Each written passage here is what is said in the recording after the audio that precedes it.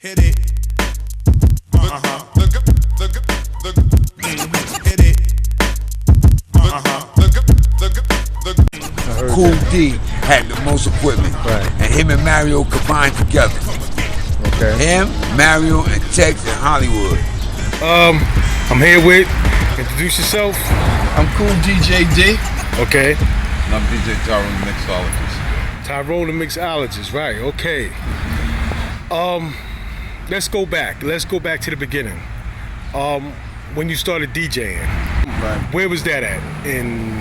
Where was that? When? Was I that? started DJing in Brooklyn, and that's Okay. probably in '69. Okay. I was DJing in Brooklyn with a group called Fantasia. Okay. Before we moved to the Bronx, Okay. and then we moved over here to the Bronx. Okay. Do you remember what year you moved to the Bronx? I'll say about '72, maybe around that time. Around 71, 72. Yeah, 71, 72. Okay. So what was it like when you came to the Bronx? What was the atmosphere? Was it racism, or was it finished with the racism, or was it still racism going on? Yeah, so there was a whole lot of racism going. You couldn't walk certain areas over here. Okay. You wasn't free to walk around because you get jumped. Wow. Go up to Dark's Neck, you get jumped by the golden guineas up there. That's what the name of golden guineas. Golden Guineas. Yeah. Right. Okay. And then you go up to like Monroe Projects over there. They had a Uh-huh. white family over there called the Cans. So you had to Okay. be careful over there. Even though it was black people living there, Right. the Cans were still like running things and shit. It was incredible. Wow. And you couldn't go up to Castle Hill. Okay. Yeah. You had to be careful where you go. So you joined the Spades, right? Yes. Do you remember when? What years? I was in junior high school 123. That's about when I was in the last year, the 9th grade. So that's Okay. around 70, 71, 72. I had to fight Fat Mike to get in. Get out of here. Yeah, fight Fat Mike to get in. That's my initiation. That was your initiation? Yeah, for Fat Mike. Wow. So you was a teenager. Yeah. What? 13, 14, Yeah, 13, 14, yeah. But 15? they said I was big for my age. I fight Fat Mike. I remember that. Where? In Bronx there? We fought right there on the grass, right there across the street from the school, right in front of junior high school, right there. That's where we fought. 123. And that was your initiation? That was my initiation. Mario, Blackie, all the heads, Guru, all the Right. heads there watching. You know, see how I do. I got the nod. Oh yeah? You got the nod, you can get in? Yeah. Okay, wow. Okay, so when you came to the Bronx, you was already DJing. Yeah, Right. I didn't have a set, Okay. but I was already DJing from Brooklyn. Yeah. Oh, you didn't have a set yet? No, I didn't have a set yet. Okay, so you brought the set when you was living in the Bronx? Yes. Where did you buy it from? Crazy Eddie, was it called, or something No, like there's a that? place called Harvey Sounds down on Harvey 45th Street. Sounds, right? Okay, I heard of that. 45th Street, Manhattan. Okay. So, and you was living where? Where was you living at? I was living in 1121 Elder Avenue Elder Avenue. between Okay. Watson and Westchester. Right. Okay, so Right both around- both y'all was together. Y'all was brothers. Yeah. Y'all was both. Same family, You joined the Spades too at the same time, about? Yeah. Same time. I was in his division. His division. Okay. My brother's division, yeah. Okay. You had to fight to get into? No. I didn't fight. You didn't fight to get in. I Okay. did fight. Right. Okay, so We from the Bronx River. oh yeah? So tell me more about the music when you started playing, when you first got your system. Tell me more about that. Well, I used to go out with the clubs and I used to, hang out, go to the Duke and watch the DJs play down there. Okay. Down in the village. I watch Pete DJ Jones. I used to go hang out with and see Grandmaster Flowers. Flowers. Yeah. And I wanted to get the system. I was a messenger, being a messenger downtown working. And I decided to start saving up for my system. Right. So I saved up so much money, and my mother gave me the other half, and we put it together. And I went down there and I got bought me a system from Harvey Sounds. So you saying when you was in Brooklyn, you used to hear Flowers and them play. Yeah. Where was they playing at? Was they playing in discotheques? 'Cause the way I heard it, like, you know, they played in clubs that you had to get. They had a dress code and everything like that. Is that true? Yeah, you had dress codes. I mean, back in the day, everything was bougie. You were gonna go downtown to party. You had to come down to your slacks and shoes, and you go down there and party. That's how it was. Right. Okay. Yeah. But I saw Flowers in Hunter College on 68th Street. Okay. Yeah, he used to play down there. There used to be a lot of college parties at the time. Pace University, different universities. Oh yeah. Okay, so you came to the Bronx. You lived on Elder. What was your first party or jam? Outside jam? What was it first? A party or outside? Which came first? We was outside. Outside first. No, it wasn't. It was indoors over in Monroe. As far as your recollection, you saying your first thing was the community center. Yeah. Monroe pretty Community much in Center. the community center over there. But he says different. Right. No, as I said, Will Avenue was my first block party. Will Avenue. Yeah, that's what I think I did that first. Then I did. Mario came along. We was chilling. I did Bronxdale. Bronxdale. Then from Bronxdale, I met this promoter, and next thing I know, I was playing down on 86th Street, a place called Spaghetti Works. I think that's the first inside job I had. Wow. Okay. Yeah, it was a restaurant turned into a club at night. So even back then, did you have your name, Kool DJ D? Yep. You had your Kool name? DJ D. From the start, it was Kool DJ D. Was you the first Kool? I was trying to Was be you- like Pete DJ Jones, you know, my mentor. Okay. So I put, instead of Anthony, so my name is, I didn't want to put that, so I put Kool, and I put the DJ, my name was D. So D. yeah, Kool DJ D. As far as you know, was you the first person calling yourself Kool at that time? Yeah. Was there any other Kools? There wasn't any other cool DJ person, but there was a Kool Herc. Yeah. Okay, so you knew about Kool Herc already? Yeah, I Did knew you about know? Kool Herc. Yeah. Oh, okay. I knew about Kool Herc. So who had the Kool first, you or Herc? Well, I think I did. You did? Yeah. Okay. I think I did. Okay, so you said you did Wheeler, you started Wheeler, then you did Bronxdale, then you did 86th Street, you got a promoter or something like that? Yeah, promoted that thing down on 86th Street. Okay, so you was moving around a lot. Yeah, I was moving around. You know, once you heard me play, and what I was doing, because I was doing club music and all the rest of that stuff, and then throwing a little taste of hip hop in there. Did these people know you was a Spade, a black Spade at that time? Yeah, around here everybody knows the black. Everybody knew you was black Spade. Yeah. Was you DJing with your Spade colors on, or? No, I never DJed with my Spade colors Okay, on. so just tell me more. Tell me more about the beginning, how it used to be early in the days, hip hop. Do you feel like you one of the founders or of hip hop? I feel that I helped spread hip hop around. Okay. Yeah, I'm just as much as the founder as I inspired Bam Bata to be a DJ. Okay. LeBuck Starsky, Busy Bee Starsky, they were all coming to my system. People would come, hear me and want to be around with me. Okay. Yeah. So I inspired a lot of people. Yeah, I consider myself one of the founders. Do you feel like you get your just due credit in hip hop? No, I don't. People don't. You don't. If I don't tell you about me, you Right. won't know about me. Right. Nobody mentions me. Right. But they can't deny me because they know the truth is the truth. Why do you think that is, that you don't get the just due credit? It's a people's champ situation. Okay. That's what it is. People champ. My thing is, they felt that, since I played club music, Okay. I wasn't really a hip hop DJ. Okay.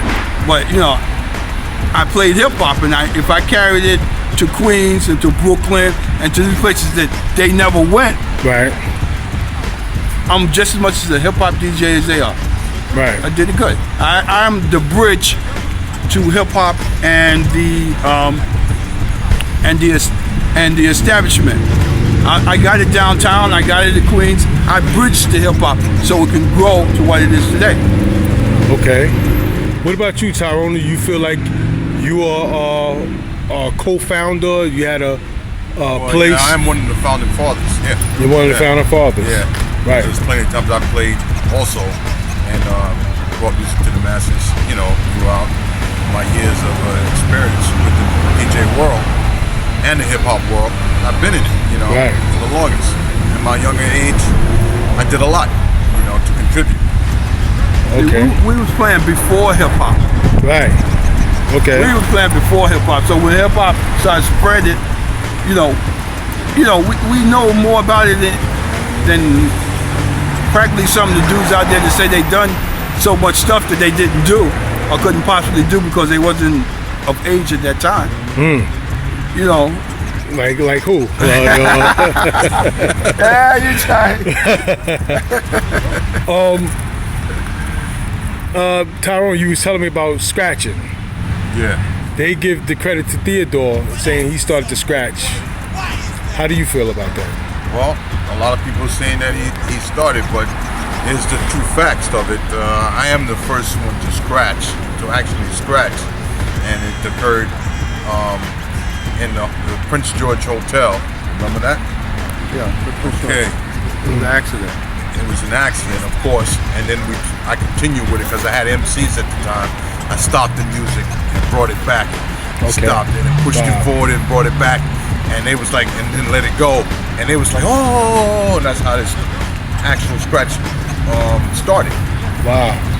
So then I started doing it in Bronx River, same thing, Okay. and everybody heard me scratching in Bronx River, and that's where, to my opinion, that's where it started escalating. Wow. Okay. Do you remember what year this is? Because they give credit for Theodore 75, I think it is. 75, 76, they give credit for Theodore. What year was you doing this? Yeah, it had to be 74, 73, somewhere in there. Wow. 75 is like a little far. I was already deep into scratching then at that point. I was utilizing it for my MCs, when they were rapping and so forth and then chanting. So I just, broke the music down, stopped it, started back, pushing it back and forth, rubbing it, Well, I mean, why is it that you are not getting the just due credit for it? That's what I want to know. I mean, if both of you were Spades, if Bambaataa was a Spade, Bambaataa is a major figure in hip hop. Why isn't he letting this be known how y'all feel? Well, Bambaataa says he puts us there. He says his thing about us. But it's like everything else, man. Certain things that have already been said and is in print and etched in stone. You just can't retract everything. Right. And you want to make money. You know what I mean? People gotta live. So. But right, Tyrone, I'm pretty familiar with your name. You've been in the game for a long while, right? And you're still in the game, the music industry, right? Yes. I just don't understand why this is not more known. Why y'all contributions are not recognized in hip hop history. It should be. It should be. It should be etched in stone. Right. But, however, when the opportunity became available to certain people, it's like it clicked. And everyone else was the outsiders, in my opinion. Outsiders. Come to figure that out is not a hard thing to do. Myself, Grandmaster Flash, Kool DJ Hurt, all are West Indian background. Kool Hurt's Jamaica, myself Jamaica and Barbados, and Grandmaster Flash Barbados. Kool DJ Hurt, who we call the father. Are you West Indian, Jamaican at all? Nah, we're born in North Carolina, man. North Carolina? Yeah. That's right. Okay. Straight up. I'm from North Carolina. I don't know Carolina. where that came from. No, I read that somewhere. I was like, what? Okay.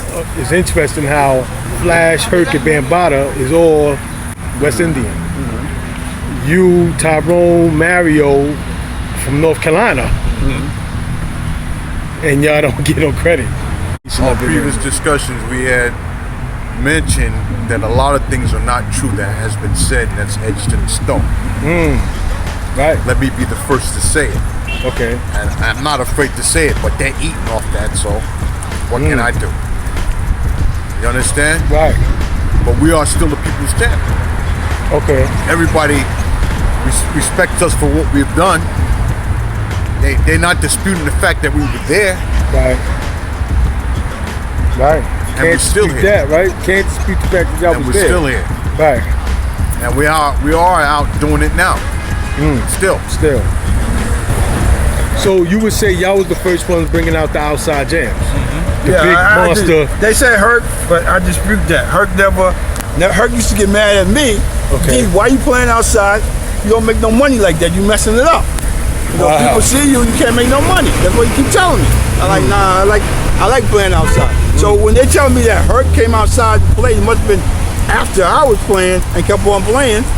Then he decided to come out. I don't know this thing in Cedar Park when it was, but it couldn't have been before me. I was out there, Wool Avenue, over here doing my thing. And Herc used to tell me not to play. Well, why am I playing? If we weren't a factor in the hip hop industry, riddle me this. Why did Herc go and buy the same equipment that we had?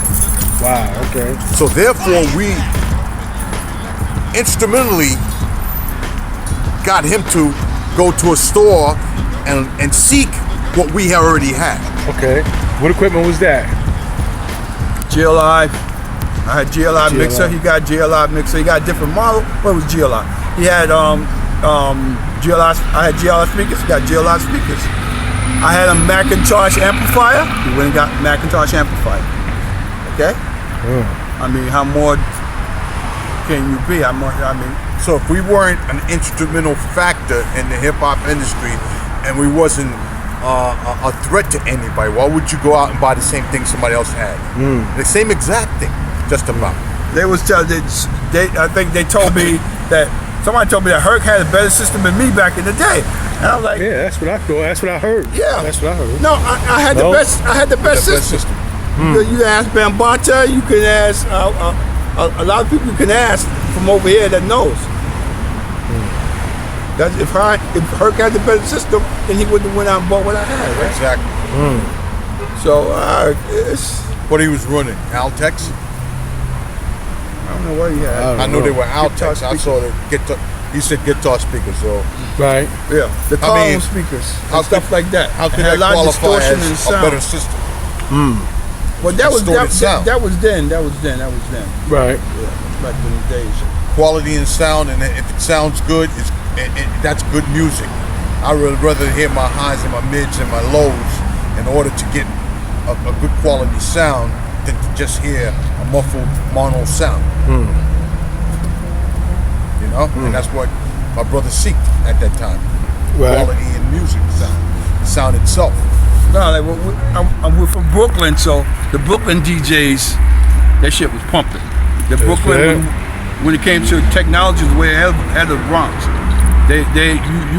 In order to play in Brooklyn, you had to have a large system. You had to have power and a lot of bass, and that's what it was about back in the days. Okay. So they had the bigger system first. Yeah, Brooklyn was pumping. Brooklyn DJ. When you came to the Bronx, like the Spades was more street level, right? Would you say? How would you describe it? You said Mario had a box. He used to walk around with a radio. Yeah, big box, man. That's what the day, man. The bigger your box was, that made you the man. You used to walk around the music, you know what I mean? Yeah. That's how it was back then.